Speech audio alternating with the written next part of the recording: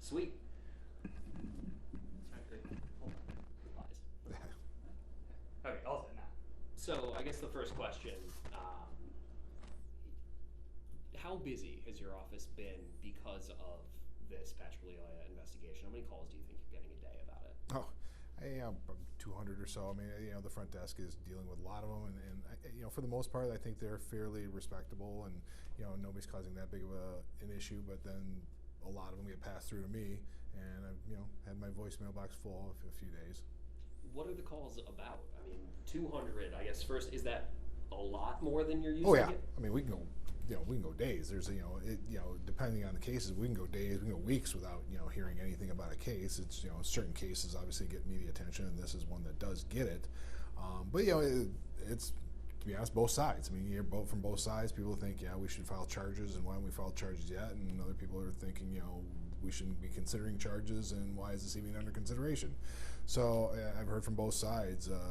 Whether it be not only the phone messages, emails, Facebook posts, just about any medium you can think of.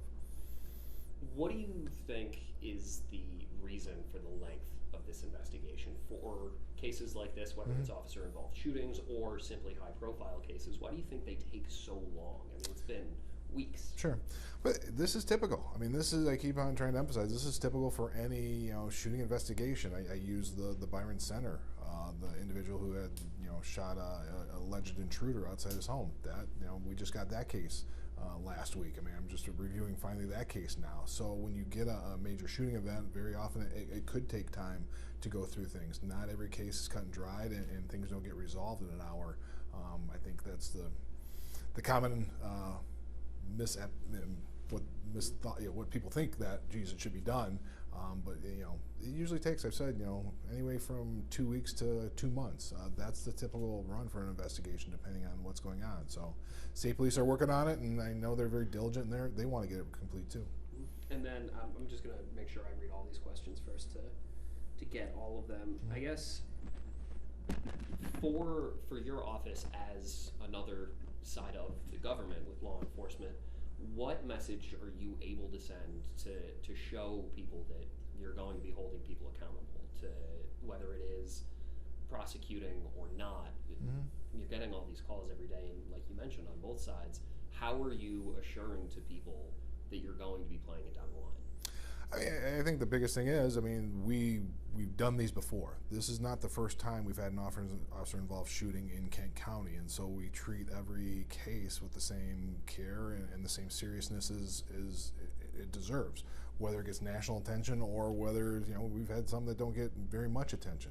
But we take a look at everything. We base the decision on the facts and the law as it's presented to us, and it's not it's not just a contest where you're asking for a poll.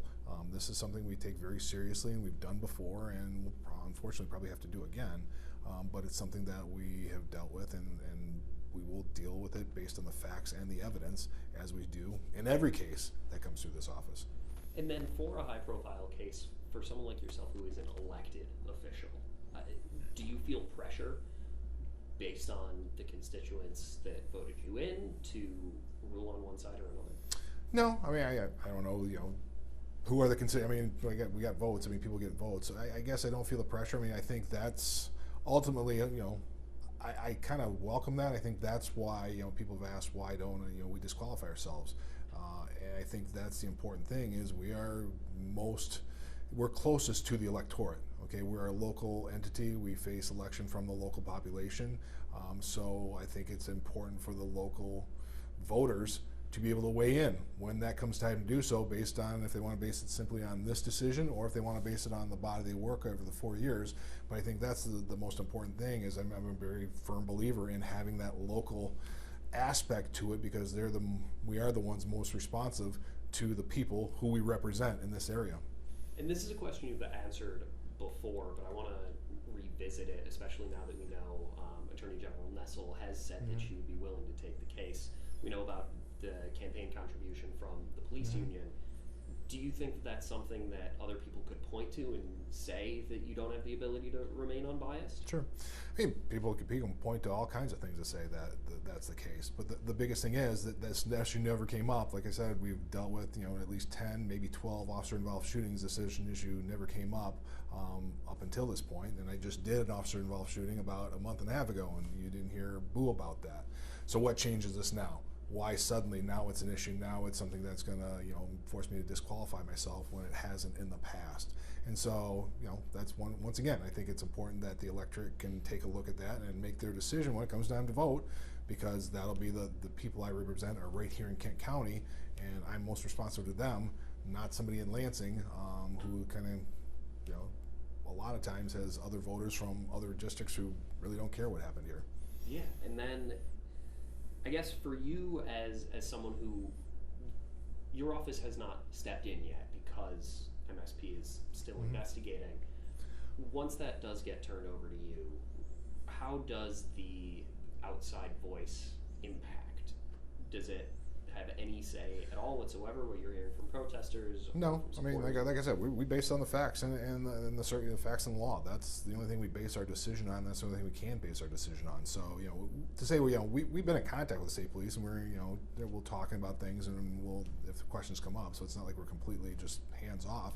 But that once again is how these investigations go. This is no different than any other investigation. We rarely jump in and get involved in an investigation unless sometimes the police call and we need investigative subpoenas because we have difficult witnesses.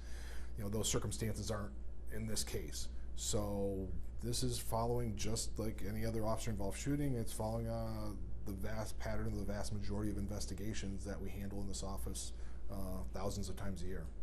And this is going to be a hypothetical because we don't know what's going to come out of that investigation by MSP, but if this does reach a jury trial, how does the high-profile nature of everything we've seen leading up to now and the demonstrations we're expecting over the weekend and likely the weekends to come, when you go to a jury trial for a high-profile case like this, if this does get a jury, how do you think that the nature of this shooting in particular will impact that courtroom?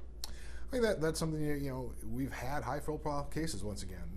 We've had national attention on certain cases, so I don't think it's going to be that much different in terms of and you deal with it in jury selection, whether it be us, whether it be the defense. High-profile cases happen across the country. We're no different, and I think we can handle it if it comes to that. I don't know if it's going to come to that, obviously, but if something like that happens, I'm not troubled by it because it's just going to be something that we'll have to deal with in the courtroom. And I think especially in Kent County, jurors are take their oaths very seriously to handle a case and deal with the case as the facts in the courtroom as they're instructed to do, and not go outside. Absolutely. Evan, you got anything? I don't think so. I know Carla had asked this morning, do you have a timeline you expect to get this from MSP? Nope, still I'm hoping, ballpark next week is in my kind of internal clock in terms of how these things normally go. I'm expecting sometime next week. Got it. And then I don't know how long after this, because I get it. It's not like I'm going to come back, that day because here's the investigation. It's going to take time for me to go through it as well, and we're going to be as thorough as we can and make sure. And even if we get the investigation, part of it is, hey, there may be some other questions. They've done X, Y, and Z. Hey, I may need a witness. I may need this followed up on. I may have questions based on what's presented. So, it's not a safe process, or not a safe, but not a quick process to, just because I got it, you're going to get a decision that afternoon. Absolutely. Awesome. Anything else you want to add? Nope, I think that's it. Great. Thank Is you there so any, much. oh yeah, I'm just doing a totally different case. Is there any, can you talk about the Kentwood, the McCullough, and the Justin House? Is there anything that we want about that? Because I know that, he got let go because I think, was it you that wanted him to have more time? You wanted more time with it? I mean, and that's another example. I mean, in terms of that case took some time as well. That happened, I think it was before even this incident, but that took some time as well. Now the police made an arrest. We said no, we need more evidence. They presented with a report, and we said no, we need more stuff. In that circumstance, the person was lodged. We had to let them go, and that was our call to make until we got enough evidence that we felt we would be able to proceed on that case. And so another example of it took some time as well. That took weeks on a very serious case. That's a 13-year-old who was shot and killed. So you know, when you compare them, it's about the same timeline. It's just that this one, people are much more, you know, we need some answers now, and that's not always what happens. Awesome. Sweet. Yeah, I really appreciate you taking